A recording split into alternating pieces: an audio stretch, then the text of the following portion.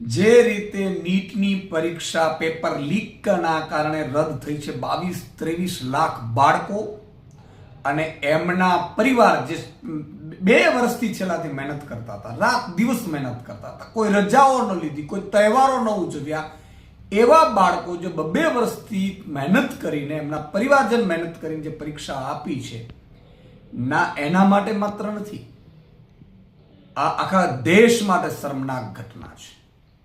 તમે વિચાર કરો, ગુજરાતમાં છેલ્લા કેટલાય વર્ષોથી 21 જેટલા પેપર લીક થયા છે. આ જ સિસ્ટમ કોઈએ કેન્દ્રમાં લાગુ કરી છે. હવે કોના કારણે લાગુ કરી છે ખબર નથી. શું એમને પોતાના પાસ કરાવવા માટે આ કર્યા છે? જેમ ગુજરાતમાં પણ કેટલીક ભરતીઓમાં પોતાના પાસ કરાવવા માટે, મળતિયાઓને પાસ કરાવવા માટે પોતે જ લીક કરાવતા એવું ઘટના બની છે.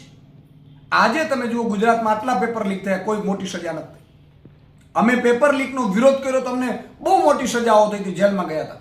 પેપર લીક કરવા વાળાના ચમરબંધીઓ કોઈ પકડાતા જ નથી. એ સેમ સિસ્ટમ કેન્દ્રમાં લાગુ થવા માંડી છે. આજે આ નીટની પરીક્ષા રદ થવી આખા દેશના 140 કરોડ નાગરિકો માટે પણ અને દેશ માટે પણ આપણે આ ખૂબ જ દુઃખદ ઘટના છે કે કહેવાય, અને દેશની જે સિસ્ટમ છે સરકારની એના માટે શરમજનક ઘટના કહેવાય. આવી ઘટનાઓ જો બનતી રહેશે તો કઈ રીતે બાળકો વિશ્વાસ કરશે?